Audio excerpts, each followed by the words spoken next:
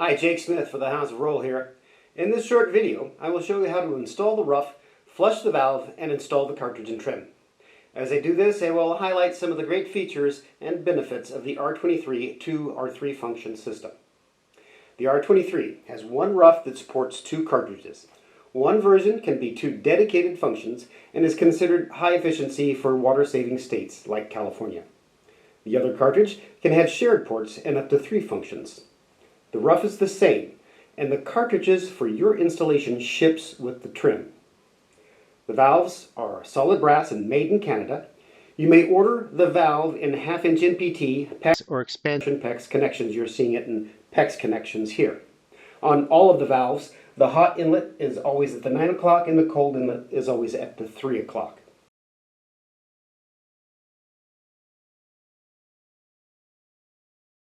This is the stud bay. This model is wood, but you may see 2x4 metal installations in the field.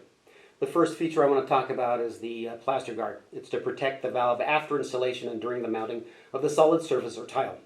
A plumber will estimate where the finished wall will be, then position the stringer accordingly. The installation depth is a generous 2 inches minimum and 3 1/4 inches maximum.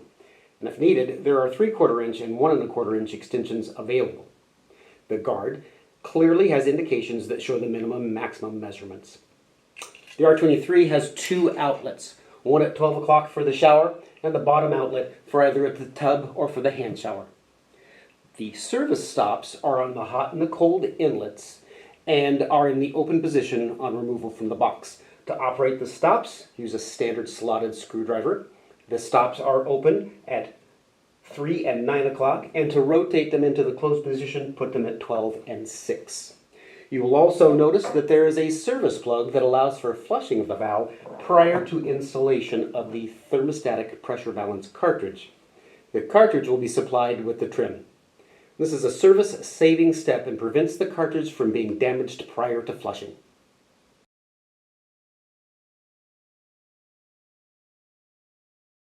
So what we're going to cover today is how to sweat a connection and what the procedures are as far as removing the parts and pieces that may be damaged by heating the valve.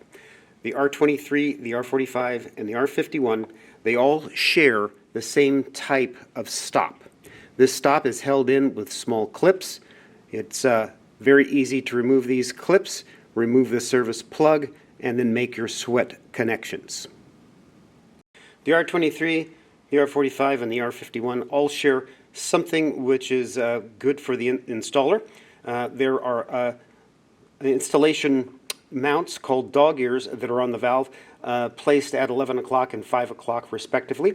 The valve itself was designed with a flat back so that you could screw this down onto the stringer and then adjust the stringer into the wall for the correct depth. Meant to work in a 2x4 wall, this is a quality valve. So now let's review what we need to do to make a sweat connection. First of all, you have to remove all the bits that may be damaged by the heat. As you can see, you have some rubber parts here, and then you have the plastic service plug. They could be distorted or damaged so that they wouldn't work properly. So you've seen that I've already removed the hot side stop, removed the spring clip. Next, we are going to remove the service plug, and then finally, we are going to remove the cold side clip. These are spring clips that come off easily with needle nose pliers, and then once the clip comes off, we remove the entire stop. Now we're ready to make that sweat connection. The valve was designed so that the inlets would accept a 1/2 inch copper tube. The installer or plumber would make his sweat connections.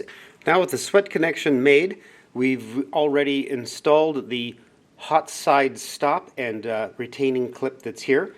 Next, we put in the service plug and spin on the nut. And then finally, we insert the cold side stop with the slotted screw being at 9 and 3 o'clock respectively. Final step here is to put in the clip that holds in everything. The clip is easily manipulated with a pair of needle nose pliers.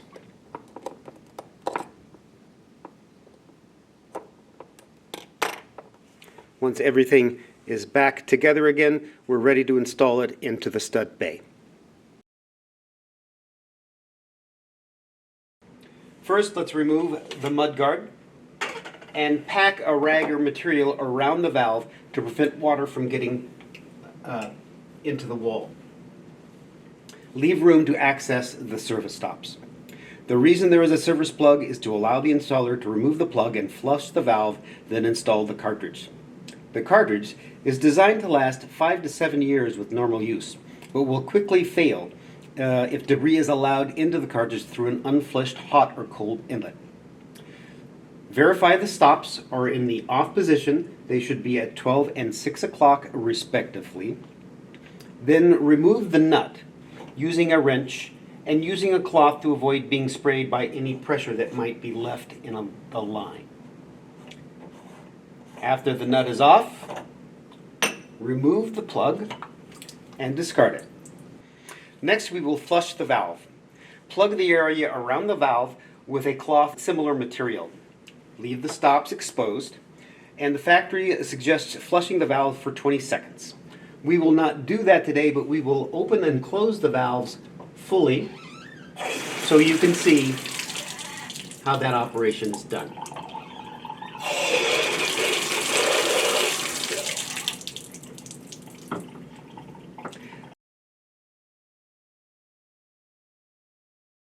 Now that we have fully flushed the rough, we are ready to install the cartridge. The cartridge is color-coded. As you can see, the blue side is on the right and the red side is on the left, hot and cold. Inserting the cartridge into the cavity, make sure that it seats into the cavity properly, and then we're ready to install the nut. This is probably the most important part of the whole operation. What we want to avoid doing is over-compressing the cartridge, as it will lead to a stiff handle and diverting action. So as you see, I put on the nut hand tight, and now on the directions from the factory, I'm going to draw a line on the nut and on the body itself. Once that line is drawn, I'm going to take a wrench and turn that from 12 o'clock to 3 o'clock. We can turn it much, much farther, but as I said, we don't want to do that as it will cause overcompression of the cartridge itself, and it will be difficult to operate the diverter and volume control. Cartridge has been installed. We open up the stops.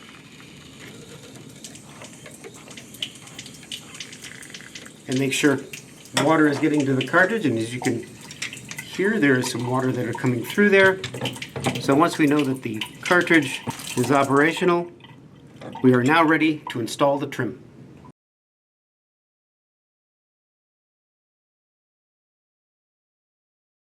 With the backplate installed, then we put on the housing that fits over the cavity for the cartridge.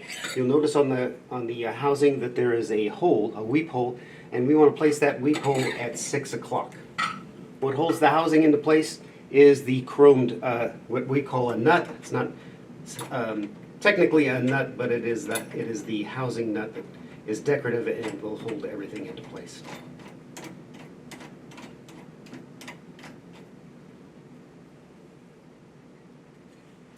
And what we want you to do is put this on, and then you'll see a logo that's on the bottom that will go at 6 o'clock. Next, we have the diverter trim piece itself.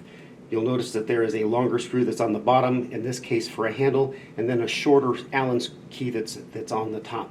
As you're looking at this, put that Allen key that's on the bottom at 6 o'clock, and then with a 2mm wrench, tighten them first a little bit on the top, and then a little bit on the bottom.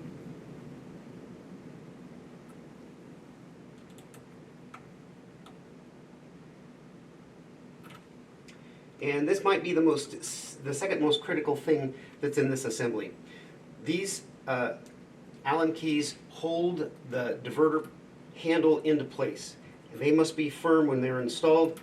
If this is not firm when it's put on, then the whole assembly can slip, and instead of having the handle correspond to each one of the functions that's on the plate itself, it could go a little catawampus. So you want to make sure that that is that is in a nice solid position. Now we're going to put in the diverter handle that goes at 6 o'clock itself.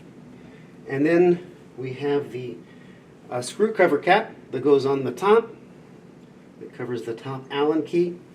And then we have the cap.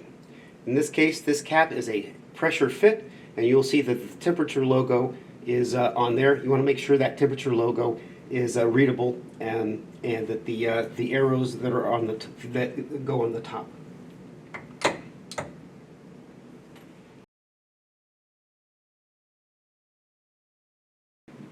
This valve has got a one handle to operate the diverter and the volume control, and then it's got an inner handle to operate the actual temperature. So in this case, when we go to the first function, the hand shower goes on. When we go to the second function, the shower head and the hand shower run at one time. And when we go to the third function, it is the shower head by itself. This unit may be operated either clockwise or counterclockwise.